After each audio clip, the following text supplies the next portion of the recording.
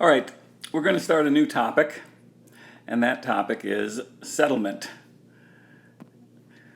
Now, what we're going to, the fundamental principle of the analysis we're going to do is based on the theory of what we call consolidation, which is not compaction. If you remember earlier in the semester, I emphasized that there's consolidation, there's compaction, they're two different things. Compaction is what we do when we put down layers of fill for a surcharge, for instance, and then we bring in equipment and compact the soil, make it more dense, usually at a particular water content. Consolidation is something completely different, and we are going to talk about what it is. Consolidation is basically the squeezing of water out of clay or silt. And the water leaving causes the clay particles to bend, flex, and deform, in a sense, like a sponge. So, and that causes the void spaces to get smaller in the clay or silt, and that produces settlement. So the concept is something like this. This is sort of a conceptual model that'll help you think about the process of consolidation. So envision that I have a cylinder here, and in that cylinder I have water, and I have a spring that goes through the water, and on top of the spring I have a plate. Now this plate has a tiny hole in it where water can come out. Now it's a really tiny hole, so it takes time for the water to come out. That's the idea behind it. And we're going to apply a load P to this plate.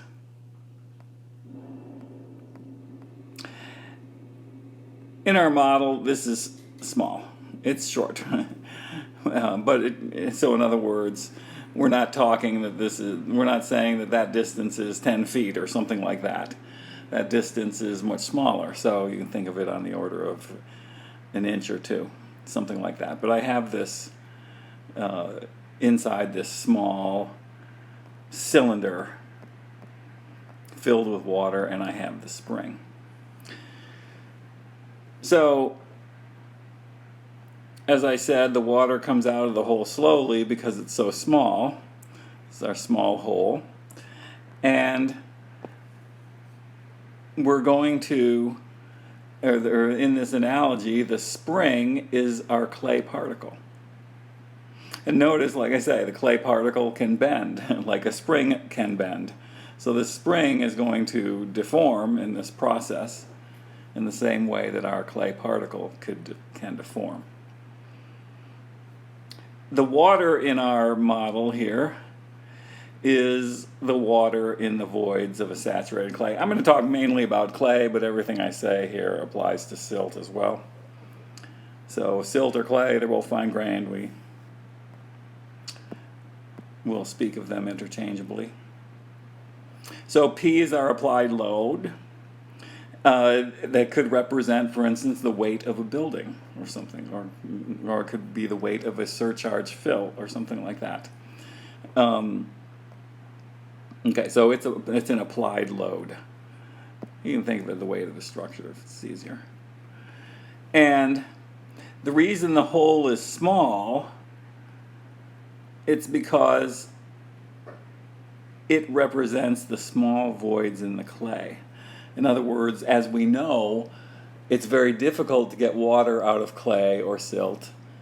And one of the reasons is that the voids are very tiny. So if you were to take and squeeze a saturated clay, it's tough to get water out of it. But if you squeeze it long enough and hard enough, water will come out. And that's what we're going to calculate and run tests on. Now, the classic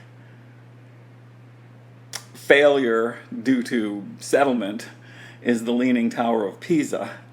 And you've all seen it, and or seen pictures of it, put it that way. And an interesting side note about the Leaning Tower of Pisa is that it took a long time to build the Leaning Tower of Pisa. It took, in other words, it didn't start out as a leaning tower, it started out straight. But as they built it over, I think it took like 100 years or something like that to build it, what happened was that, it started out straight up. But what happened was, as they were building it very slowly, the tower began to tilt, and people recognized that it was tilting, and they didn't want to complete a tilted tower. So what they did was they started building it straight up, so that they got a different shape to it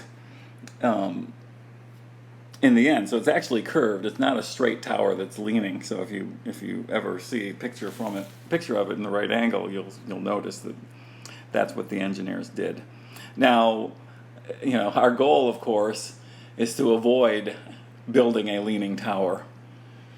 Now, you may have heard of the Leaning Tower of San Francisco, or maybe I mentioned it earlier, but sometimes things go wrong, and we do get a leaning tower, so we don't want that, needless to say. Okay, so I'm going to use my t equals 0 minus and t equals 0 plus concepts and t equals infinity here. And with our model, so here's our little conceptual model with our spring and our water, and there's our plate. So we're going to call this situation with no load on top as t equals 0 minus, and then at t equals 0 plus, we're going to have the load on it, and we're going to maintain that load p. It's for infinity. From some intermediate time, it's going to be like that, and then at infinity, it's going to be like that. So in other words, this load P, which stays there and is constant, we're going to assume it's constant, causes this settlement to take place over time. In other words, we get a delta at a t intermediate, and we get a delta at t equals infinity. So that's what's going to take place with this model. And it all happens because the water comes out, but it comes out slowly. And that's the reason it takes so much time. Let's look at each individual sequence here. And let's start there. What do I know? At t equals 0 minus, there's no load. Well, F is going to be the force in the spring. That's how we're going to represent the force in the spring. So F is the force of the spring, and as you know from studying springs, you know that the force in the spring is represented by K delta, where K is the spring constant, and delta is the deformation of the spring. So when we start out, how do I know the force in the spring? One way I know the force in the spring is 0 is there's no deformation, there's no delta. So the force in the spring has to be 0. And then I'm going to introduce the concept of excess pore pressure. And it's a simple concept that everyone understands. And what do I mean by that? I mean that it is the pore pressure that is above the pore pressure that takes place due to the water table. Now, because at this point we know how to calculate the pore pressure as being the depth times the density of water, the depth below the groundwater table times the density of water. That gives us our pore pressure. Now, we can get something that's above that, and we're going to see how we get it that is greater than that from this conceptual model. Now, we're saying the excess pore pressure is 0 here, and remember that this is very small, so we don't really even have in this conceptual model any pore pressure to speak of at all, because this height of our little thing is very small. So basically no pore pressure, but we're going to use the term excess pore pressure, and we'll see what happens. Okay, so if we look at t equals 0 plus, now we've put on our load P. And what do we know? We put it on instantaneously, and there's been no time for water to come out. Water can't come out because no time has gone by. So nothing has come out of our little hole there. If no water has come out of the little hole, well, what do I know? Then I know that this height has not changed. It's the same. If that height has not changed, then what do I know about the force in this spring? Well, since I know that the force is k delta, delta equals 0, it hasn't moved. So the force in my spring remains 0. But what happens to the pressure in this water? Well, as you can see, you can envision it's pretty straightforward. I have the excess pore water pressure is P over A, where A is the cross-sectional area of our cylinder. So we get excess pore pressure. So in other words, what we have done with this with this load is that we've pressurized the water. And what do we know? The water takes all of the load. The spring takes 0 load because it has not deformed yet. So in a sense, the spring doesn't even know that the load is up there because it hasn't deformed at all. The spring has no idea that it's there. The water's taken all of the load. And in the same way, like I say, the spring represents the soil particle. We're going to find the same thing is going to take place, is that when we apply, for instance, a surcharge fill or building load at t equals 0 plus, immediately after we apply that load, the soil particle doesn't even know that the load is there. Why? Because the particle has not deformed at all. So, but let's continue with this model here. What happens at an intermediate time? Well, at an intermediate time, then we have water coming out. If there's water coming out, then what happens? Then we're going to get some deformation, calling it delta. And what does that mean? If the water comes out, we're going to find that because of this deformation, we get some force in the spring. Force is equal to k delta. So now I have some force in the spring. I still have equilibrium. That load is P. What does that mean about the excess pore pressure? Well, now what do I see? Because the water's come out, the excess pore pressure has dropped. The UXS has dropped. And how is it dropped? Well, it's dropped by the amount that the spring takes. So my excess pore pressure is going to be the P minus the K delta from the spring divided by the area. So my pore pressure now has gone down. At t equals infinity, what happens? Well, now the load has pushed this all the way down as far as it's going to go. And then what happens? Well, there's no more water coming out because it's gone all the way down. And that means if there's no water coming out, then I know that the excess pore pressure is 0.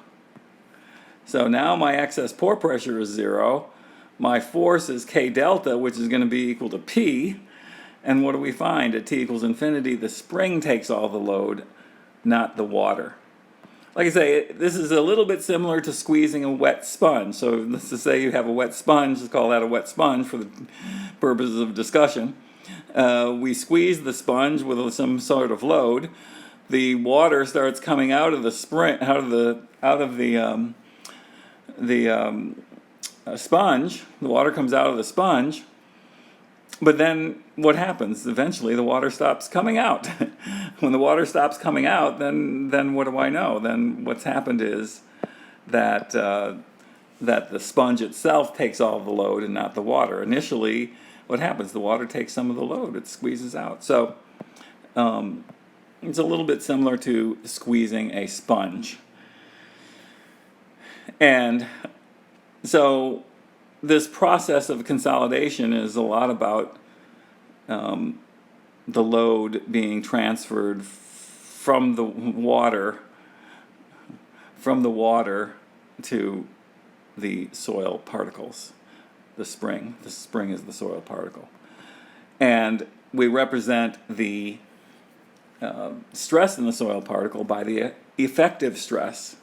So we're going to find that we're going to look at our effective stresses at these different times by looking at the force in the spring. So here, well, we'll put some numbers on it.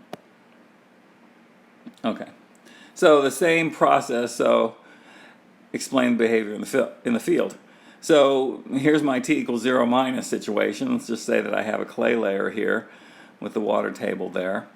And I put on a sand fill for some reason, perhaps to surcharge it, perhaps for various reasons. And that is my t equals 0 plus. So t equals 0 minus is just the clay sitting there. I put some fill on top at t equals 0 plus, and what do I know? Well, there's no settlement. No settlement takes place. Why? Because there's no time for the water to come out of the soil here. It's going to come up just like our conceptual model, but no time has gone by. So immediately after we put the sand fill on, there's no settlement. I got delta equals 0. But the UX, this is the important point, what you need to know. The UXS goes up an amount equal to the stress applied by the fill. So this is critical, so make sure you understand this part of it. The whole game, in a sense, for solving these problems is to get the UXS correct. If you can get the UXS correct numerically in these problems, they are very easy. So you just have to think about it, and one of the things that people struggle with to begin with is this concept that the UXS goes up an amount equal to the applied fill. So we'll see in the problems, but okay. So main thing is that sigma prime does not increase. Just this is in our model. Here in our model, what did we see? The water takes all of the load. The force in the spring is 0. The force in the spring represents the effective stress. So we have no increase in effective stress. Sigma prime does not increase. And since we know our expression is sigma prime is equal to sigma minus u, what do we see? Sigma goes up, but u goes up an equal amount, making sigma prime the same. So, in other words, the sigma prime at t equals 0 minus is the same as the sigma prime at t equals 0 plus. That is the key concept, and if you recognize that, it'll help you solve problems and make fewer mistakes. So, what happens at an intermediate time? Well, the sand fill, compresses the clay by amount delta, and the top of the sand fill also goes down by an amount delta, which means there's settlement of the ground surface. And just as with our conceptual model, what happens to the excess pore pressure? It drops. Sigma prime goes up. The force in the spring goes up. The water pressure drops.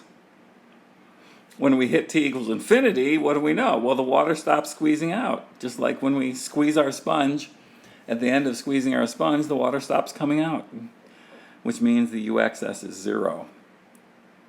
But the sigma prime increases by an amount equal to the stress applied by our fill. So at the end, the soil particles take all of the load from the weight of the fill.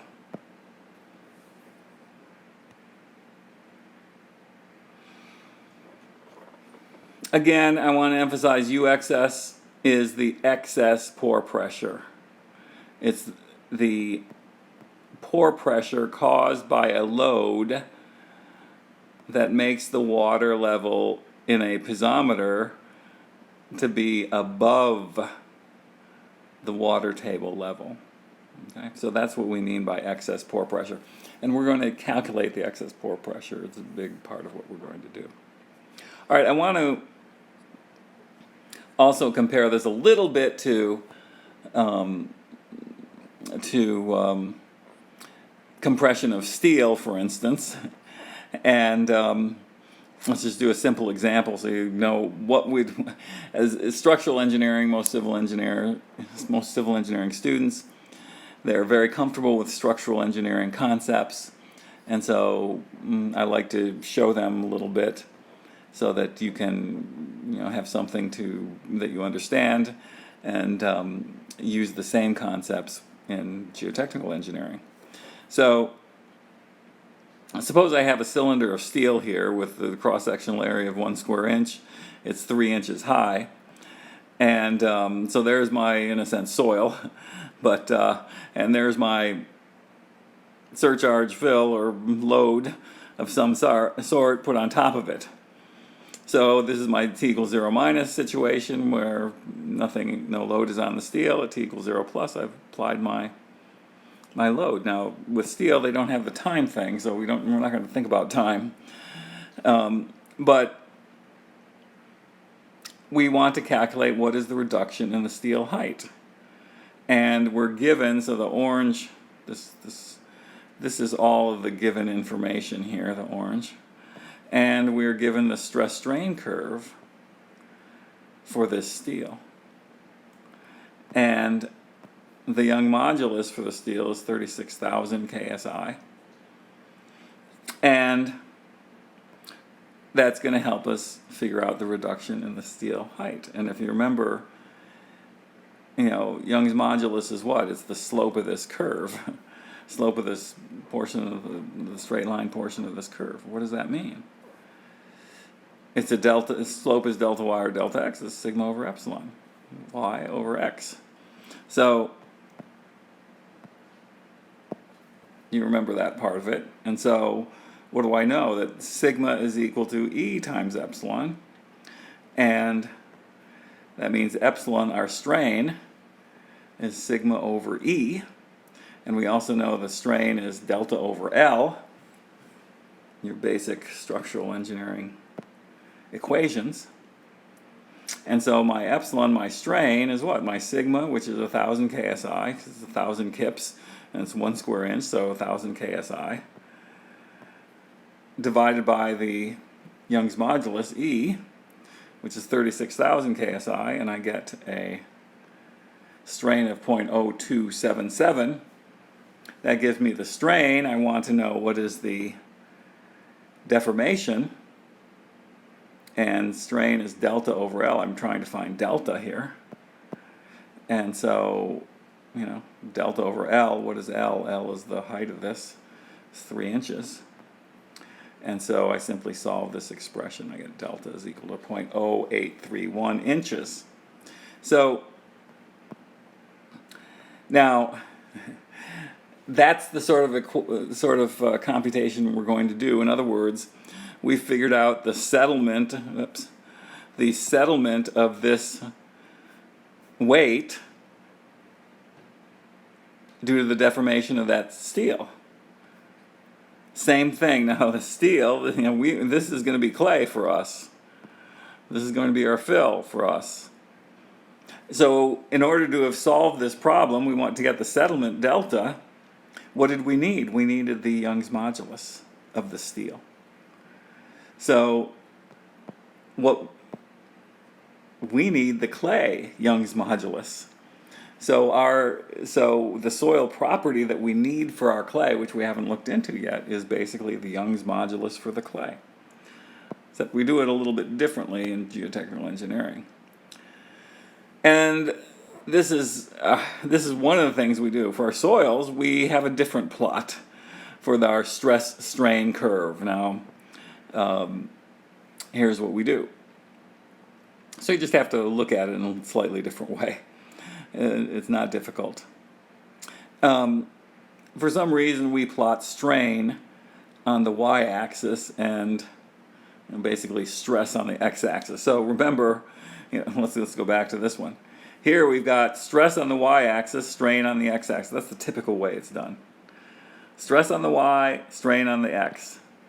But we flip it around. We go stress on the x, strain on the y. And then we also have a little glitch there. Instead of plotting stress, we plot the log of the stress.